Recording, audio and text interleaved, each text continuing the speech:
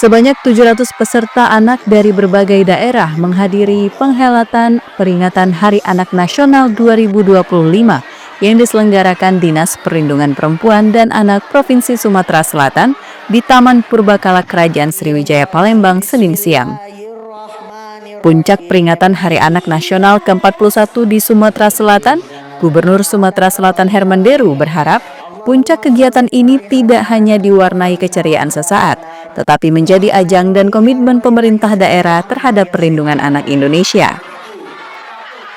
Suasana semakin semarak ketika Gubernur Sumatera Selatan menghampiri ratusan anak-anak yang hadir dalam acara tersebut, secara bergiliran mulai dari anak-anak di tingkat taman kanak-kanak hingga anak-anak sekolah menengah. Pemerintah Provinsi Sumatera Selatan telah menandatangani nota kesepahaman dengan Pengadilan Agama terkait jaminan keselamatan, perlindungan dan jaminan kepada anak pasca perceraian orang tua. Hal tersebut ditegaskan Herman Deru merupakan perhatian serius pemerintah untuk menjaga keberlangsungan masa depan anak. Anak adalah aset yang harus dirawat sebagai tongkat estafet kepemimpinan masa depan. Sumsel ini baru saja mengadakan MOU terhadap keselamatan, juga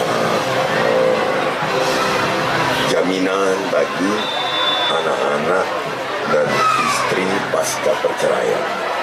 Jadi di Hari Anak inilah momentumnya kita menunjukkan perhatian kita terhadap masa depan anak-anak kita. Kita ketahui bahwa kita ini hanya pemegang tongkat estafet.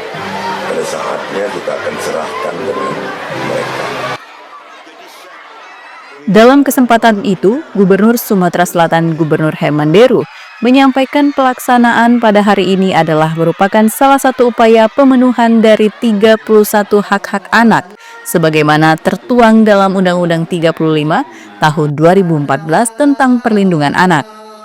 Kegiatan ini sendiri diselenggarakan mulai dari tanggal 15 sampai dengan 18 Agustus tahun 2025 dengan berbagai macam kegiatan. Dari Palembang, Sumatera Selatan, Muhammad Riza Falevi, iNews melaporkan.